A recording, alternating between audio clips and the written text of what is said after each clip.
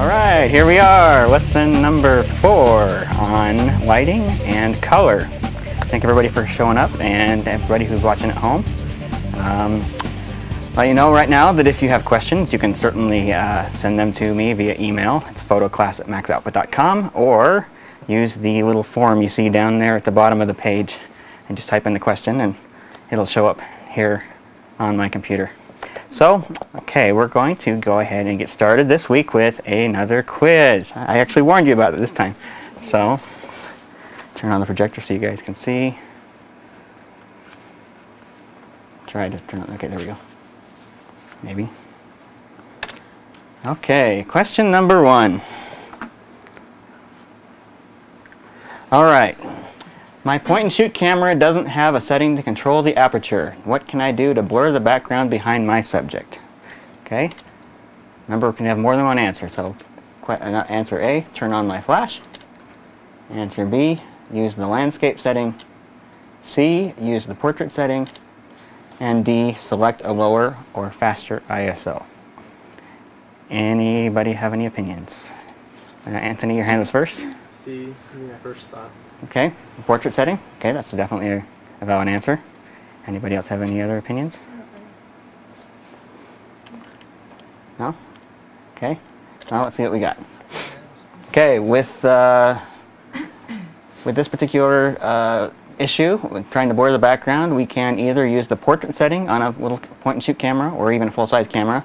And the other option is to use a lower or faster ISO. That will, in turn, cause the aperture to have to open up, which means blurring of the background. You need more light. So, okay. And I left A as a potential answer because depending on how the camera handles the additional light that's created by the flash, you might actually be able to get the same sort of effect. So, depends on the camera with that answer A. Okay? Questions? Okay, all right. So, next question. All the pictures I take outside are very blue. What is wrong? Answer A, turn off the flash. Answer B, select a higher ISO. C, change the white balance setting to auto or daylight. Or D, your camera is depressed, give it some Prozac. Hey, Jonathan.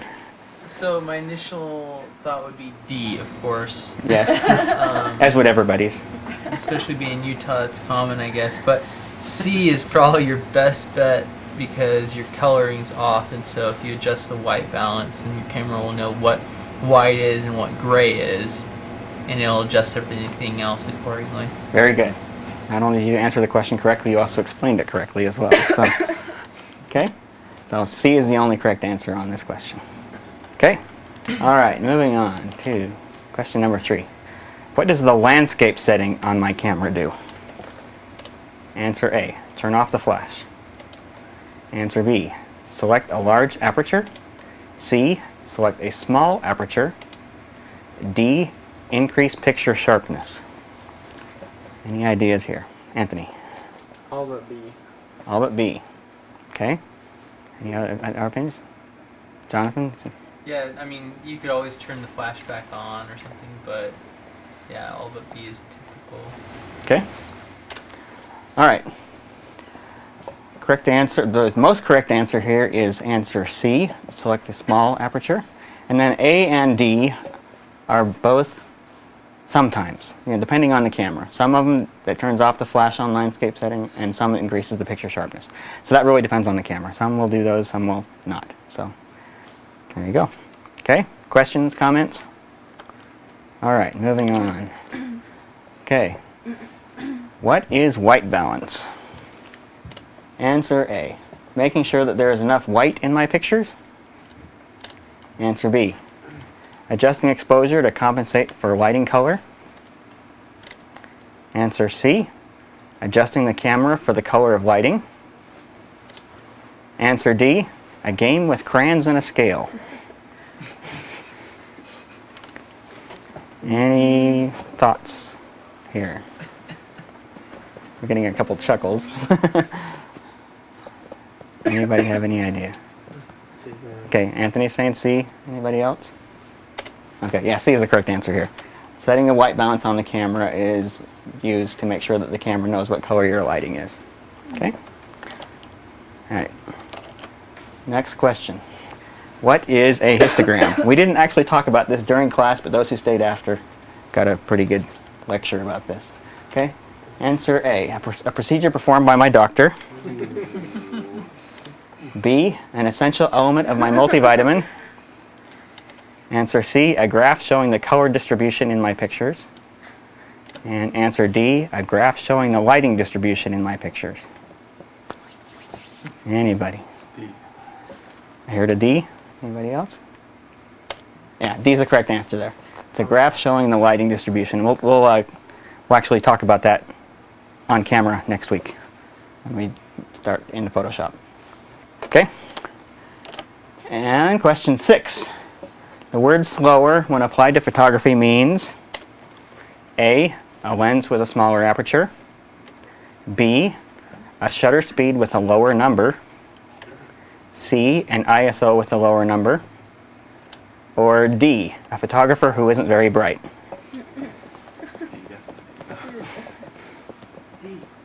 D? Okay, think about this. Jonathan? Well, you talked about how a big lens is typically something you call a fast lens. Mm-hmm. And so that would mean you do the opposite, so a smaller aperture for one. Smaller, when I say smaller, I mean physically Oh, smaller, not a smaller number. That's what I meant. Okay. Physically smaller. Okay, Because the big lens has right, a big aperture. right. So that would be a slower, Mhm. quote unquote. Okay, And technically an ISO with a lower number would be Mhm. the same. yep. Okay, so we got A and C. Anybody have any other opinions? Okay, it's actually A, B, and C. Like Jonathan mentioned, a lens with a small aperture is a slow lens. A slow shutter speed, that's a lower number. I actually take that back. I wrote that wrong. So scratch B. B's not right. Okay. I rephrased it at the last minute. Then C and ISO with a lower number. So yeah, it's A and C here. Just ignore the B. Okay, and one last question. A gray card can be used to get the proper exposure. Should not be used to white balance a camera. Is an inexpensive tool that every photographer should have. And is a poor substitute for a placemat at a dinner table. Shameless plug with C,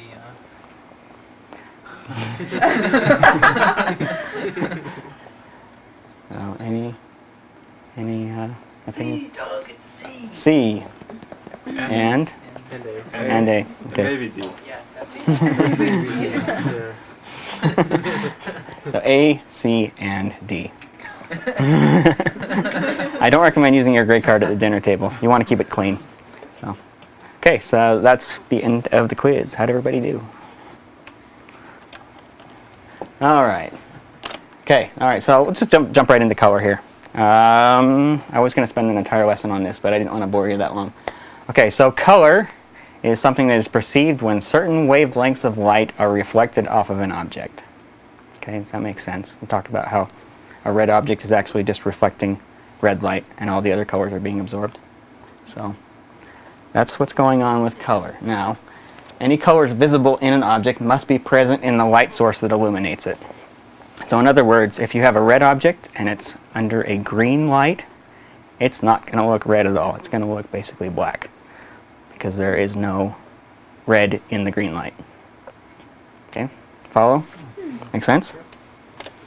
Okay, now this one is really important. Our eyes and our brains work together to determine color, and you kind of assume that it's mostly our eyes doing the work with color, but really it's mostly our brain. And I'm going to do a demonstration here in a minute to demonstrate just how much your brain has to do with the perception of color. So it's a psychological thing mostly. I mean, their eyes are there to record it, but it's mostly a psychological thing. Okay? And some combinations of colors are more pleasing than others. So if you have complementary colors that might look better together than, say, a rusty orange and puke green, would together. So keep that in mind. And then the last one, this is kind of goes along with the third point here, and the perception of color is relative. Okay, let me actually demonstrate. Okay, I'm looking at this picture here. Do the red squares on the right half or the left half look brighter?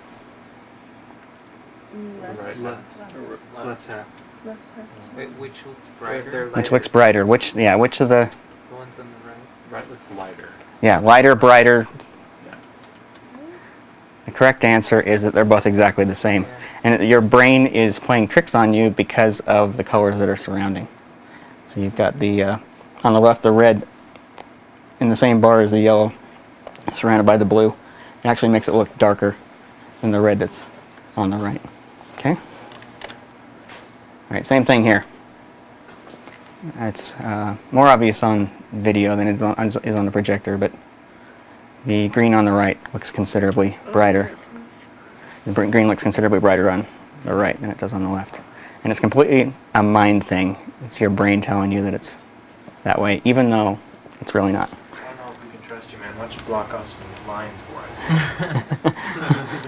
us? Talk to me after. Okay, and here's another one.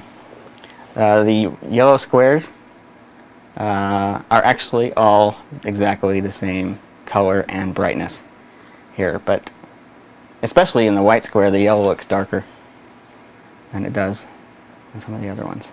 So our brains definitely play tricks on us, and our perception of a given color is based on what surrounds it. So keep that in mind when you're taking pictures. If you want something to really stand out, if you want a color to really stand out, then place it opposite, or place it next to opposite colors or complementary colors. Okay? This next one's kind of fun. Okay, everybody stare at this one for, we'll say, about 30 seconds, and then I'm going to do something here in a minute. It's going to blow your mind a little bit. Black dot. Start at the black dot, yeah. Stare right at the center of the picture of the black dot. It's kind of funny to watch everybody look in different directions here. Okay. All right, now I'm going to go ahead and go to another picture. You see it? You see what happened? The picture is actually black and white. But after you stare at this one for a while, and then go to the black and white image, your brain sees color for a split second. After a while, I was like, wait, that black and white now. I was like, where did the color go? Again to a black and white one a few seconds later. Yeah. Yeah, so there you go. There's another demonstration that our brains are really what's interpreting color. So it's a psychological effect more than a physical thing. Okay? All right, let's see. I'm going to move on to primary colors. Okay, what are the primary colors? Those are really important. What were we taught in school? What are the primary colors? Red, yellow, blue. Red, yellow, blue. That's right. Okay. Well, unfortunately, that's not actually the correct answer. There's two different sets of primary colors. And when you're talking about pigments, like if you're dealing with crayons, ink, that kind of thing, they're actually magenta, cyan, and yellow. Okay. So if you look at a newspaper and you look at the individual colors that they use, or like printing on a cereal box or something like that, they always use magenta, cyan, and yellow in order to make up all the different colors. I'll show you why here in a second. But the primary colors for light are different. They're red, green, and blue. RGB, yeah. So if you're familiar with computer monitors and how they process RGB signals, it's actually, those are your primary colors for light. Okay? All right. Mixing of colors of light is an additive process, whereas when you're dealing with pigments, that's a subtractive process. So like for example, if you have a piece of paper and you color it all red, and then you color green on top of it, you're subtracting the amount of light that comes back at you, which you end up as a kind of a brown mess, right? Mm-hmm. Yeah, whereas with light, that's not true. Light, when you add two different colors, you end up with something that's brighter and is a different color. So, let's see. Did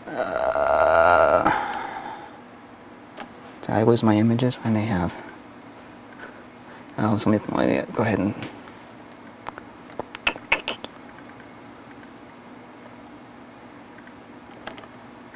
I'll go ahead and find these. Alright.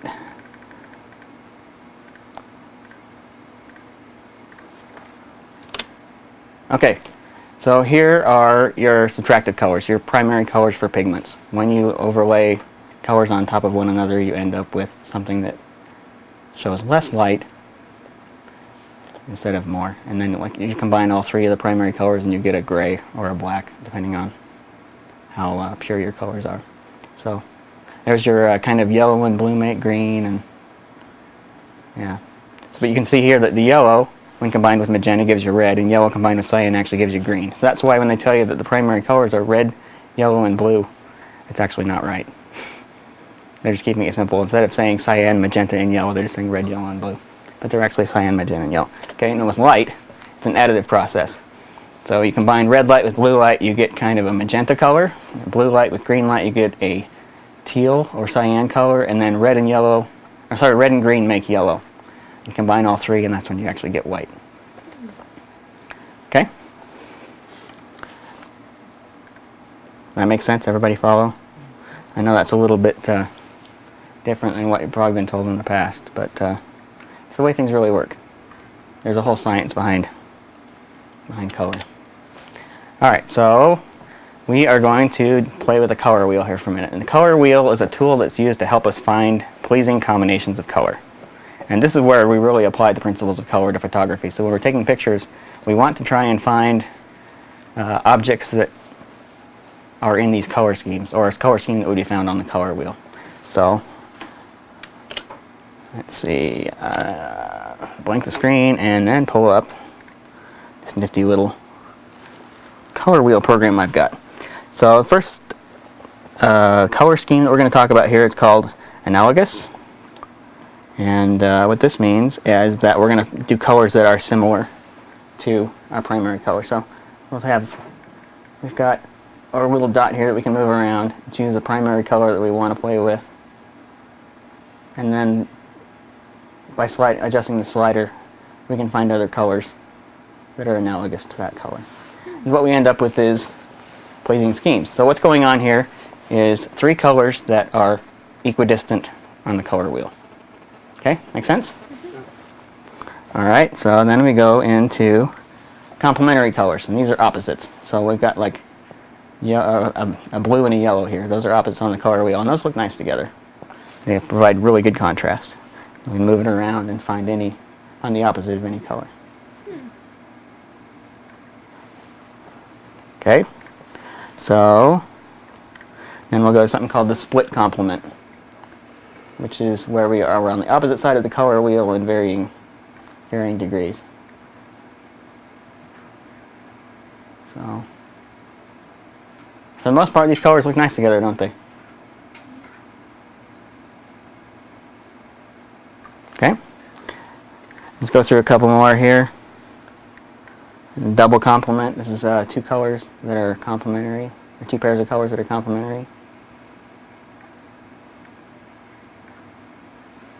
Okay. Alternate complement. You can vary the width. Oops. You get different color schemes here. Yeah, these colors would also not only be good for photography, but they'd also work really well for interior design, or if you're doing scrapbooking pages, that kind of thing. So basically, anytime you need to combine multiple colors, using the color wheel is a good way to come up with schemes that work well. This is triadic. This is where you have three that form an equilateral triangle on the color wheel, and the last one is tetradic, which is where you have four colors that form a square. Okay. All right. So, name some situations when we might have some control over color in our pictures. We might have what? Have control over color in our pictures. What kind of pictures that we take? What do we have control over the color that's being in the shot? Yes, Jonathan. Maybe like a family portrait. You can decide what everyone's wearing. Mm-hmm. Yeah, definitely. Okay. That's good. That's definitely good. Anthony? Maybe if you have a studio and you have different backdrops, or maybe a colored light and trying to see.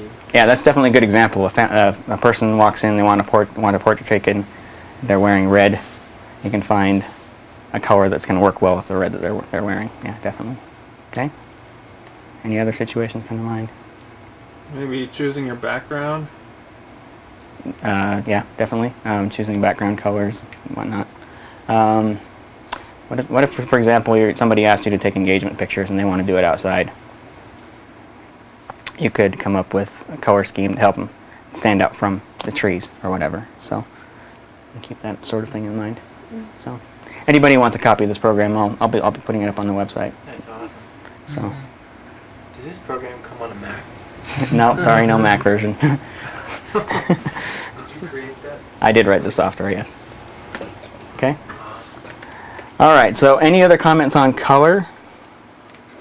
I know we kind of breezed through that, but. Do you have any good picture examples? You know what? I don't have anything picked out. Sorry. That's okay. I could probably find something if you wanted to wait. Oh, afterwards maybe. Yeah. You could do your color hues, but you could choose a certain type of white balance Mm-hmm. to also go with what they're wearing or with the backdrop. You know, like a sunset, gold tones, you know, could also match what they're wearing. Mm-hmm. Or if you wanted it to be more blue to match what they're wearing, you could choose a blue or white balance. Right. Right. Definitely. In fact, white balance is actually the next thing that we were going to be talking about. And we covered it briefly last week, but I wanted to go into a little bit more detail with white balance this week. Okay. So white balance is the setting on the camera for the correct color of your lighting. We talked about how incandescent lights we have, say for example here in this room, are definitely more orange than the sunlight, and other situations, fluorescent lighting has kind of a green light and so forth. And you have to, with white balance setting on your camera, you can make sure that your pictures are coming out to the right color. Because having the wrong white balance will ruin the color in your pictures. Say for example, if your white balance is set to blue and you take a picture of a yellow object, blue and yellow are on the opposite sides of the color wheel. Anything that's yellow is going to come out looking white. So you lose your color completely by having the wrong white balance setting there. So, and then vice versa. If your white balance is too orange and taking a picture of a blue object, it's going to look too white. So white balance can ruin your colors if it's not set properly. It can make your skin look sick. And it can definitely make you look sick, yeah. And I'm going to show a sample picture here in a minute with the white balance is wrong. Having the wrong white balance affects the mood of the photograph. We talked about how color can affect mood. For example, if a picture is too blue, it's going to seem a little more dull and depressing than something that's a little bit warmer, have more of a warm tone to it. Okay. And along with this, when you're taking pictures and you have control of lighting, you try not to mix lighting of different colors at the same time. For example, you don't want to be using indoor incandescent lighting while you have sunlight coming through a window, if you can avoid it, because they're different colors and it'll definitely show up in your pictures. So even an auto setting won't take care of that on your camera, and you'll probably just end up with a mess. So Unless you're trying something artsy.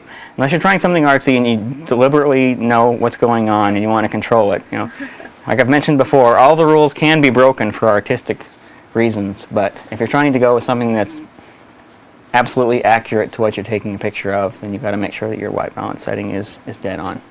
So, okay. All right. Here, kind of unclear on the projector, but this is a scale of the different colors of lighting that are on the white balance scale. All the way down at the left, you've got 1800 Kelvin. It's measured in Kelvin, and whole scientific reason for that. I won't get into it, but measured in Kelvin. This goes from 1800 to 16,000. And for example, the light that we're under here is about 3200 Kelvin, so it's going to be a little bit left to the 4000 mark there. And sunlight is typically around 6,000, 5,500 and 6,500, somewhere in that range, depending on time of day.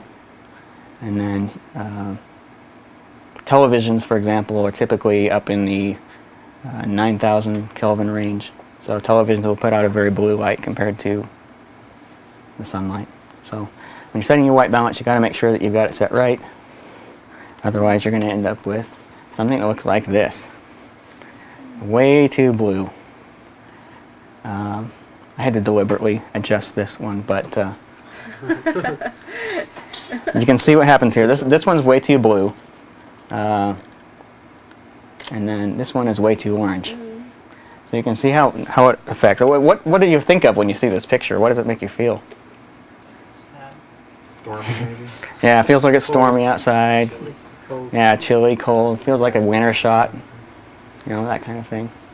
This one, It's like she put too much spray on. that's right. Too much tanning cream. Something like that. Okay. So if you get the white balance set right, you get with a much better picture. So there's white balance. Okay. All right, we've got to move. We've got a lot to cover. Okay. The first lesson, what did I say was everything in photography? Anybody remember? Control of lighting is everything in photography. So that's what we're going to focus the rest of tonight's lesson on, is controlling lighting to get the best images, get the best pictures. Okay?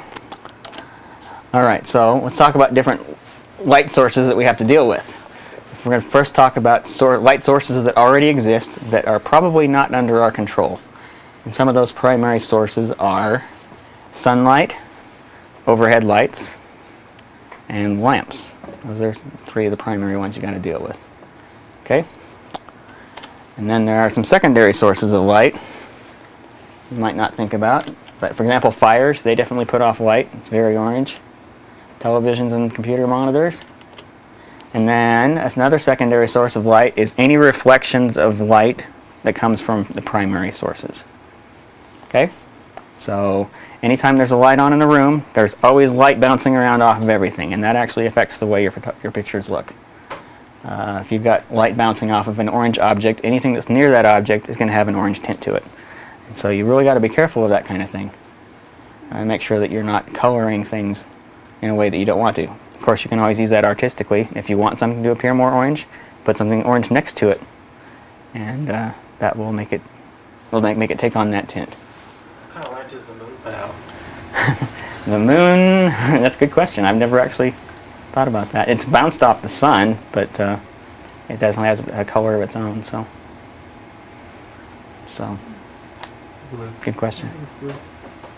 It seems blue, doesn't it? It could be blue. Yeah, I don't think I've taken any. Look at the moon. That should be about the colors you see. That's White. the answer to colorblind. Oh, people. white could is go blue. white.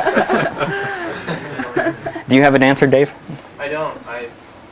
Yeah. Since you asked the question. I mean, it seems blue when you go outside, but it could be just a straight, low-key light Yeah, white. I was thinking maybe a white. yeah, yeah. I would guess it's a variation of. Yeah, it's Variation of a always light. blue. Crossed. Maybe orange. Yeah. We don't know. I don't know. Maybe we'll have to measure that later. Take the camera outside and get a measure out. There's high-end cameras like this. You can actually find a color measurement off of things like that. So, good question. Don't know. Okay. All right. Make sure. Okay. And these are light sources that we have control over as photographers. The primary one, of course, being the camera flash. We have a lot of control over what we can do with the camera flash. Even on the little point and shoots, we've got some different flash settings that we can use, or we can adjust the flash level. So we can adjust the flash. And then another thing that we can use are, if I can reach this, reflectors. So here is photography reflector. This one's got kind of a gold tint to it to make people look warmer, more pleasing, and then the other side is just white for adding a little bit of fill under people's eyes, sockets, and noses, and so forth. So reflector is one of the best tools that a photographer can have, and fortunately they work with all types of cameras. So we'll talk a little more detail there. And then the last one we'll talk about briefly is a diffuser. This one's a diffuser. Can you see the difference? It lets light pass through it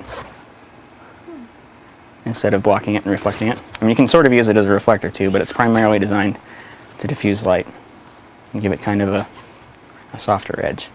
So, okay. All right.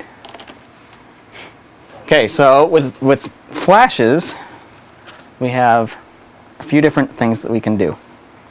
we have the built-in flash on cameras. It's going to take me a minute to bring this up. Okay, there's the built-in flash. Let me get a shot of that, Brad. Okay, the built-in flash on the camera. Okay, and point-and-shoot cameras have them too. There's the flash on that one. Okay, that's one flash option we've got. Okay. Okay, and then the next thing we have is the flash attachment. So this goes on top of the camera. Okay, the flash attachment. And surprisingly enough, this one actually works on this camera too. So sometimes point and shoot cameras, you can actually put an external flash on. So What kind of camera is that? Where'd it come from? it's my Canon PowerShot G1 I've had for years. Yeah. So sometimes even when you have a point and shoot, you can use the external flash. What model Flash is that, attachment. that one right there? This flash, That camera. PowerShot G1. This one? Oh, it's a Canon 40D. That's my newest toy. I bought that a couple days ago. I thought it looked new. Okay. All right, so we've got the flash attachment. Okay, and then along with the flash attachment, I'll show you a nifty little trick here. This is what we call the bounce flash. So we'll go ahead and put this on the camera. And get a shot. Brad, do your job. There we go. Okay, so the bounce flash is when you take, if you take a camera flash and point it up at a ceiling or off of a wall. Essentially what you're doing is you're trying to change where the light is coming from. So you bounce it off of a ceiling, and it's a more natural look than the deer in the headlights flashlight look that you get when you go straight on. So that's bounce flash. And we're going to demonstrate all these things here in a minute. Do some hands-on. Okay. Next thing we can talk about is the fill flash. And basically what the fill flash does is kind of like the white reflector that I mentioned a minute ago. It helps to fill in some of the holes, or some of the shadows that are caused under, like in people's eye sockets, under their nose, under their chins, whatever. The fill flash is just there to kind of accentuate the light that's already there. So you use that even in sunlight. When I'm doing wedding photography, I always use a flash, outdoors, indoors, whatever, just to help them make people look a little bit nicer. So that's the fill flash. And then the last one we got here is off-camera flash. And those of you that are here, you can see that I've got a flash set up on a stand over here. And we'll use that here in a second. And that's actually remotely controlled from my camera by putting a transmitter on it. So by doing that, you can totally remove the light source from the camera itself. So, okay, do we have anybody who wants to volunteer to be a model for a couple of quick pictures? Nobody volunteers. We're going to do eeny, meeny, miny, mo. I'll do it. Okay, Kalina, all right. And step up here, the white line. Just don't make me look bad, okay? Well, we're going to do a couple different things. And Where do I stand? toes on the white line facing us. Yeah, we're going to turn the projector off, so. Thanks, Brad. Okay, so turn on the camera here. And you guys will see what I'm doing here in a minute. Okay. Can't really stand. Yeah, if you want. Okay, so. Okay, you can sit down for just 1 minute. We'll come back to you though. All right, so I'll plug in the camera here.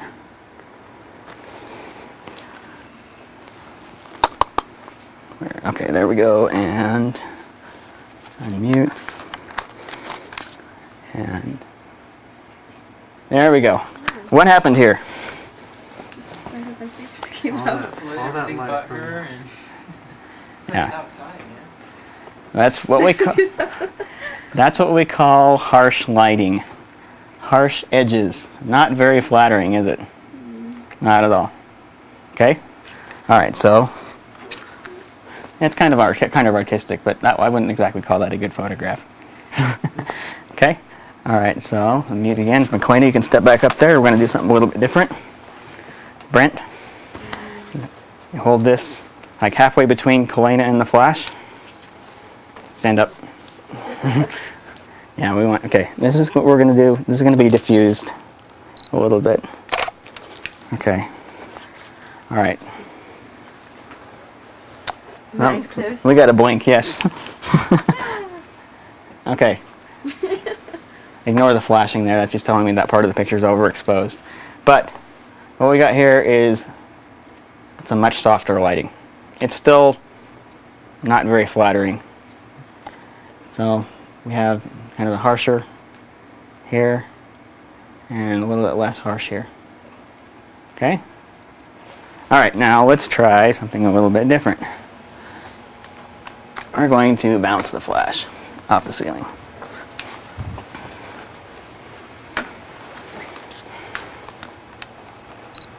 Okay, this should be,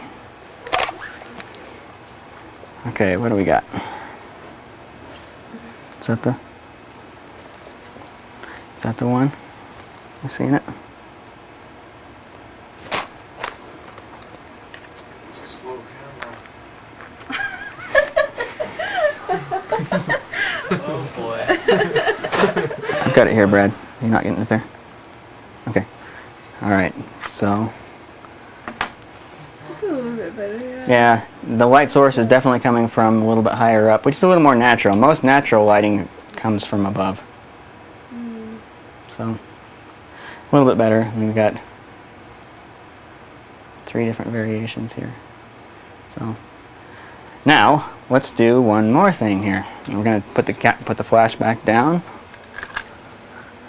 Okay. All right. Now, Brent, you want to come over here? You get to be the reflector boy. Okay. So here we're going to be reflecting. You got it pointed right? Okay. We're reflecting the light. Both. We'll get the light for primary light source from light source from the right, and a little bit of reflection from the left. Okay. So here we go. Yeah. So they're starting to see a little bit more over here. Other side of my face. So Maybe try one with the reflector right near our face. now let's try another one with the reflector right up against, and see what we get. Okay. Yeah. Bottom angle up. Okay, this is going to be a little bit better, I think. Okay. There we go. So, without having to add another light source, we've significantly improved this picture. She's beautiful. Okay, so there we kind of got a little bit of what you can do with the flash and how a reflector helps, and the diffuser as well. So, questions, comments, anything? Okay. All right, so let's go back to our slideshow. Okay, so with reflectors, we have got the collapsible reflectors like I showed you a minute ago. You can buy at photography stores. Unfortunately, they're kind of expensive. Fortunately, light naturally bounces off of anything, and that means that virtually anything can be used as a reflector. My first photo reflector was made up of cardboard and aluminum foil. Things I had laying around the house. So if you don't want to invest the money in a real photo reflector, just get a piece of cardboard and throw some aluminum foil on it. That can actually make a big difference. You can also use white paper, anything else that's white, to help. And if you want to add some color, you have to come up with some way. Maybe get some gold foil instead of just regular aluminum foil. So, definitely. So get, car reflectors, you know the Yes, window yes, shields? window shades from cars. They actually work really well too. So those are usually pretty cheap. Unfortunately, something like this here is about $60. So unless you're serious in the photography, it might not be something you want to invest in. But reflectors make a big difference. They make a huge difference. It doesn't matter what type of camera you got. Just having a reflector to control lighting makes a huge difference in the quality of your photo. So whenever I do wedding photography, I try and have somebody there assisting doing the reflector for me, just because it makes the picture so much better. Okay? All right, and then talk a little bit about diffusers too. The collapsible diffuser that I showed you. I've actually got some diffusers that are as big as my big reflector, but they're definitely very handy for example, taking off the harsh shadows cast by the sun at noon in the middle of the day. Place a diffuser above your subject, and it very much softens the lighting and gives them a much more pleasing look. Along with that, some people seem to think that bright sun is a great time to take pictures, and it's actually one of the worst. You get the hard shadows underneath people's eyes and noses and chins and whatnot, and it's not very pleasing. Dave? Unless you use it as a hair light, then it's beautiful. Yeah, if you turn people so that their back is to the sun and have the sun hitting them on top of the head, on their shoulders, that really helps to make them stand out from the background, makes them look very nice. But you definitely don't want people with this facing the sun, because that doesn't look good. Side is generally not very good unless it's sunset or dawn. And yeah, so diffusers are a good way to take care of the harsh shadows that are created by the sun. If you've got a small enough area that you're taking a picture of that you can actually stick a diffuser above it. And one thing about diffusers is light is naturally diffused when bouncing off of non-mirrored surfaces. So like somebody's shirt, if they're wearing a white shirt, that's naturally going to reflect some light up onto their face and any objects that you've got around them. That light is going to be diffused. Okay? And windows, if the sun isn't coming directly from them, produces very diffuse sunlight. Dave mentioned something about that a couple of times ago, where you can get a really, really nice looking photo by using the light coming through a window. And then you can make your own diffuser with white paper or a bed sheet, white bed sheet if you got one laying around. So again, don't invest all that money in a big one if you're not serious about your photography. And you can make your own. Okay? Use silk cloth. Silk cloths, yeah. Yeah, silks works very well. So, any other questions? That's kind of everything that I had prepared. So at this point, just if we got questions, we can just talk about whatever. Oh, Let's see. I'm gonna check the email, see if there's anybody. We do have one question. Oh, okay. Yeah, someone else trying to answer the quiz. Doug, I have a question. Yeah. So just talking about taking pictures and portraits and stuff outside. Uh huh. I mean, I know, like, ideally it's nice to have a little bit of overcast. It helps, you know, blend the light and everything. What are some other tips, maybe a time of day that you like to shoot best? Maybe some stylistic things that you prefer. Okay. All right. Yeah. As you mentioned, overcast days provide the best lighting for taking people's pictures or portraits, just because of the diffuse light that it produces. I also like the light that you get right before sunset, when it's coming from kind of a low angle in the sky, and it's got kind of a natural orange. That natural orange gives kind of pictures a warm feeling that people tend to like, and makes people look better, makes them look more tan. So most people tend to like that. So that's a good time. You can get some good light at dawn, but I'm never up at dawn, so I never get any pictures that way. But probably the best tip is for taking pictures outside is making sure that you've got something to control the lighting. Reflector, diffuser, having people's back to the sun if you have to do it during a bright sunny time, that kind of thing. So, like, let's say I want to take a picture, like, around 5 o'clock, kind of like you were saying. Do I want to white balance it, or is that going to take away the whole effect of trying to get a colored light to it? Well, yeah, white balancing according to that color of light will take away some of that effect to some degree.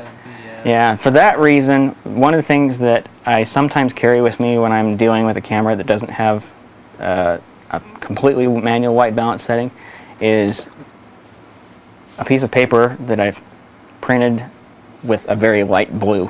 I use like some graphics program or something to produce a large blue block, and then I print it out on an inkjet printer, and then I white balance against that. And what that does is artificially shifts the white balance towards orange, and gives a little bit more pleasing color tone to the images. So Sorry, I got a lot yeah, you're fine. Go ahead. about this. Yeah. All right. So, and Anthony had made a comment last week about raw photos. Uh-huh. More often these days, there are a lot of cameras that are even the point shoots that produce raw, which Correct. is the actual image off of the imager, Right. the actual data. So, More or like, less. yeah, when it comes, more or less, yeah. If that's the case, a lot of these adjustments can be done after the fact. Is that right? Yeah, white balance is one of the settings that you can adjust after the fact with RAW, when you're shooting RAW, because it's not developing the image, so to speak, when you shoot in RAW. If you shoot JPEG, your white balance is pretty much locked down. You can't do a whole lot to change it. But if you're shooting with RAW, yeah, you can definitely adjust that afterwards. In fact, the pictures I showed, the girl in the wedding dress, that's how I shifted the white balance. I actually did it afterwards. It was a raw photo, and I shifted it in Photoshop so you guys can see what happens with the different. Yeah, Kyle. You mentioned that you can, in broad daylight, you shoot with their back to the sun. Uh-huh. Does that put their face in shadows, or do you just need to use reflectors and a flash? The And stuff like that? reflector is the best solution for that. Flash can help some, but I'm just not really generally a fan of direct flash. You know, if I'm using the flash, I'll pop this on here. I'll put this diffuser on the flash to try and soften it, because otherwise it's just way too harsh. Yeah. So you get something like this, you pop it on your flash, and it basically sends light everywhere, which makes it reflect off all the surfaces that are nearby, and gives it a very soft, very natural look. And flashes match sunlight pretty well as far as color goes, so you won't be ruining the look of the picture by using a flash that way. So, Jonathan. All right. So again, more like kind of figure out what your style is. Uh-huh. So let's say, because you did mention wedding. Let's say you're taking some wedding photos. How would you change your lighting style when going for maybe some intimate close-up photos versus maybe some group pictures? What are some things that you do that you change from one, like a close-up versus a kind of a... That's kind of a hard question. I know it's very broad, but like, what are some? How do you change the way you do lighting?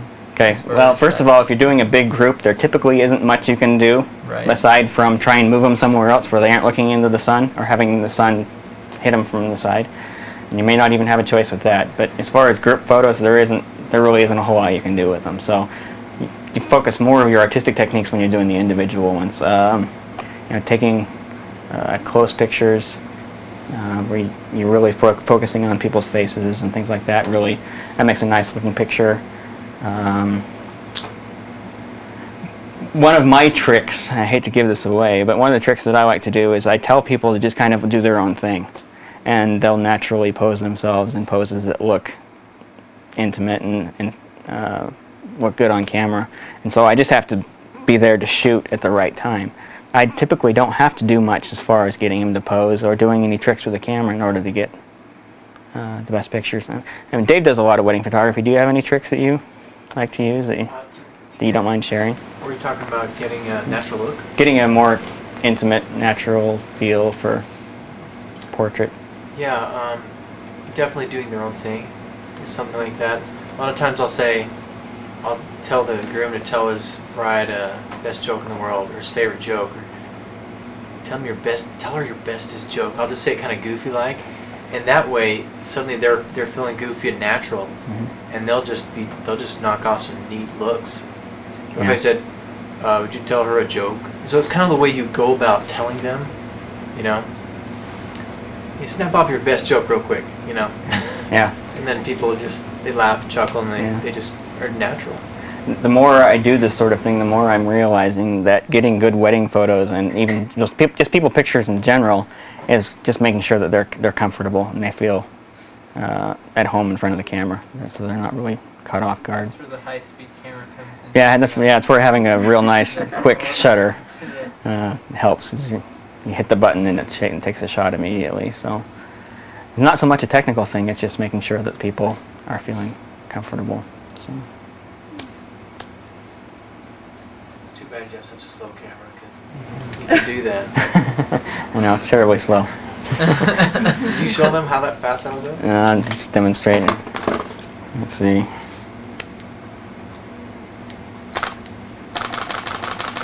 That's 6.5 pictures a second, so Pretty good. yeah. It'll do that almost all day long too. You just hold it down and keep going. Oh, really? Yeah. 'Cause they used Yeah. to have on the older Canons like an 8-shot limit. Yeah, they've taken care of that on the newer ones. Oh, wow. So yeah, that's another advantage of having the fancy I'm cameras. not supposed to cut it, right? So anyway,